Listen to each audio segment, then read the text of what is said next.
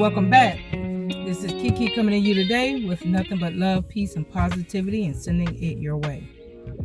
So this is my part 2. If you did not check out my part 1 about our school system and getting you knowledged up and prepared for our upcoming school year, please check it out. Feel free to like, subscribe, and comment. Now, the next part I want to talk about is learning disabilities and mainly the mental health of it. Now, I know this is a sensitive topic for some people. Some people may disagree and not like how I'm going to present this information. And I'm going to go ahead and put out my disclaimer. I am not a licensed doctor or psychiatrist. I am not a therapist. I have not been certified to teach psychology. I am an ordained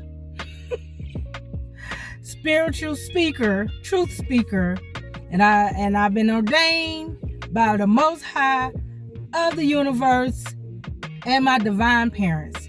That's all I need. Okay? All right, so let's get it going. Now,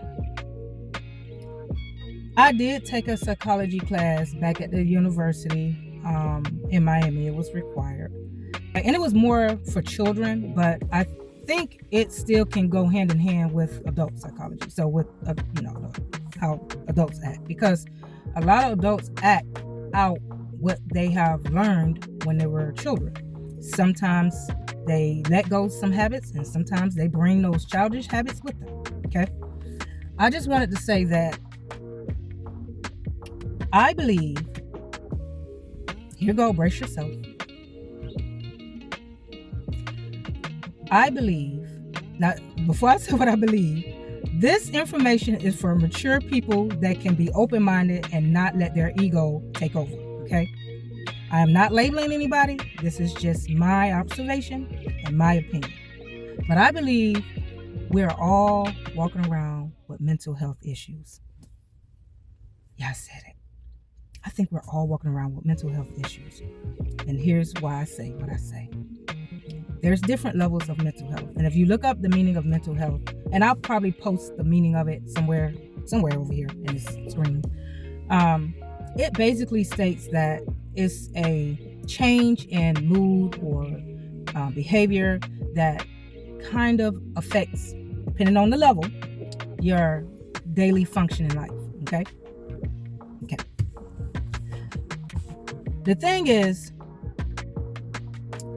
people that walk around, and this starts at a very early age, unfortunately, because if you are coming from a family with generational curses of deceit, lies, because there are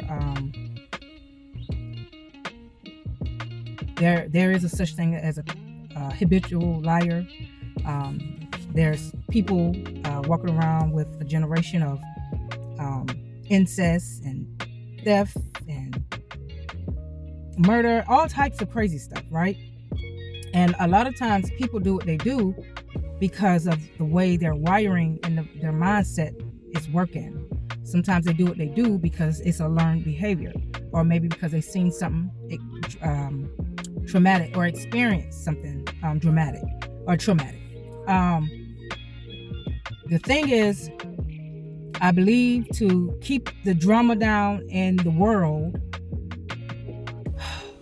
they decided, I think doctors and scientists decided to say, okay, well, we kind of fall in this category too, but in order for us not to be labeled as mental health right along with our patients, we're just going to split it up. So we're going to say that people with autism, or no, that's the learning situation, but people with schizophrenia, psychosis, borderline personality, we're going to put them on this side and just focus on them. But the people on this side, we just going to just say, that's just moods. We're just going to say it's just mood swings. We're not going to say hating is a mental health issue, because it is, and it can be. If you spend your time hating on somebody, whether it's a family member, whether it's a coworker, whether it's just a random person. Hating is causing your mindset to build some type of delusional thoughts and want you to, because it's telling you to act a certain way. So it's already changing your behaviors, because it's either you snapping, you being sarcastic, you ready to curse somebody out, you talking about, gossiping about them. That is you're taking out your time to talk down on somebody else in a negative way. And to me, that's a form of a mental health disability. I'm not saying you're gonna get a check from the state for it, but there is a such thing. And I don't know if they have medication for it. I do know they have medication for depression or mood, to keep your mood up, but I just don't know if they got medication from hate for people being jealous haters. And then there's another one where I want to make sure I flow real well with what I'm saying, because I know that this can be a touchy topic, controversial, and not that I'm looking to argue with anybody, because I'm only sharing my observation out of love, and most of my information is to help be a change agent and bring change in our society. Because I just noticed that when you are presenting any type of example to your children, like your children are very observative. They watch how you handle aggravation. Because if you saying, get the fuck out my face, you get on my goddamn nerve, you're teaching your child how to cope with stress and aggravation. If they're waking up and they don't see that their mom is home, that's a form of, okay, well, it just depends. Okay, I don't want to get off topic, because I know some parents work graveyard shift, they work overnight, but I'm talking about in extreme cases, because most of my students, they are at-risk students. So either they don't have consistent full-time parents, either the mama is always locked up or the daddy is always locked up. It's either they are getting in fights. There's a few students came to me crying, scared, because they don't want to get jumped on. That's a fear that triggers a mental situation that changes the chemicals within your body, that fight or flight situation. So a lot of people don't always recover from that. It kind of sets the tone of how they handle other behaviors they go through. So to me, the world is set up where people always got to compete. People always got to either steal from each other, lie, cheat. There's always some type of sin going on. And then that's why I feel like we all have been influenced by it. We all have been involved in it. So I feel like it affects everybody. Because for an example, if you've been hurt by a guy, or maybe you went through a SA, most likely you're walking around in fear. You don't really have trust in everybody. If somebody did you wrong, whether it's in your household, outside of your household, then it causes you to act a certain way. And then when you add on substance, like drinking heavy or smoking heavy or popping pills heavy, or whatever addiction you have, that's a added issue. And this is why I feel like a lot of people got stories. A lot of people been through stuff, whether they are children of war, whether they've been excluded because of racism, whether they have a disability and they went through a lot of bullying and being picked on all their life. That's the situation that creates the people in our society. There's no perfection. I'm saying, even if you are wealthy in the White House, do you think Obama girls had it easy? When somebody is watching their every move, when a bodyguard got to follow them here and there to make sure no one kidnapped them and put them under ransom, do you know? I'm pretty sure they have to go to therapy in order. And not just them, any famous person. Why you think Jaden looked the way he looked? What? That's a clear sign of mental health. When your parents are put on the news for some jacked up, crazy sexual activities, that is not easy to deal with. So whether he got a lot of money or not, I'm not saying he's a terrible person, but I know, I can smell it, I can see it in a lot of people that they're walking around with mental health issues. Now, what can be done about it? This is why I always preach about facing your shadow side. You got to sit in the mirror. Like when I was with my ex, he would look for every little reason to try to get in my head and tell me that, oh yeah, that's your bipolar, yeah, that's your depression, because he knows that I went through sexual assault and all types of issues within my family and outside of my home. And so that was his go-to. But at the end of the day, he refused to look in the mirror to learn that he's dealing with his own inner shadows and trauma and his own mental health issues. And a lot of black men don't want to face the fact that they have a mental health issue, because then they don't want anybody labeling them, calling them crazy. They want to be cool and smooth and get all the ladies and throw it down in the bedroom so it can cover up the fact that they got some fucked up shit going on in their head. They really do.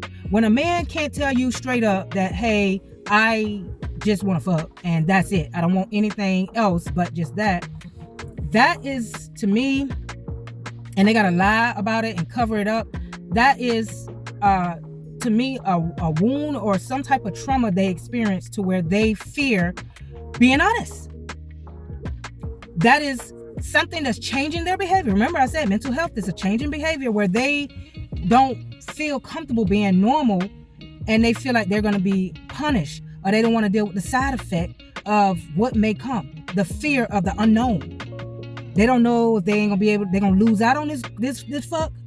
They don't know if it's gonna, lock them down to where they gotta be committed in a situation that they really don't want to be committed. See, like I said, this is just my opinion. Whether you are a supervisor, whether you just sweep the floors at the barbershop, that's all you do. Doesn't matter what status you have, what position you have, whether you've been baptized, saved, oiled down with the olive oil and filled with the Holy Ghost. We're all out here dealing with some form of mental health issues. And I believe that is exactly why there's a lot of broken people walking around and playing mind games. That's exactly why if they had enough certified doctors to match up to how many people in this world are walking around with some type of mental health issue, we probably wouldn't even have any shopping stores. That's how serious I feel like it is. Either somebody frustrated because they didn't do what they wanted to do when they were children, or young adults. They're frustrated because they probably couldn't have any children. They're frustrated because maybe somebody passed away in their family in an unfair, unjust way. They're probably dealing with, I can go on and on and on. They probably didn't get a part in some type of audition, or they're mad because certain parts of their body isn't the way they want it to be. They can't look like the BBL. They got a bad body, or what they call it, a big back. Whatever it is, there's some type of form of struggle people are dealing with. And they don't want to put it under the mental health issue, because like I said, it will be a lot of people. If they had to pay out, the government would be broke. If they had to pay out to everybody that's dealing with some type of struggle of a mental health issue, the government will be flat ass broke. And I know for a fact Trump will be the first one in line. I ain't trying to laugh at people like that. Because I have been pulled in that same situation. I told you in a lot of my videos, all that shit I've been through, ain't no way in the world I was going to come out normal. I got some issues.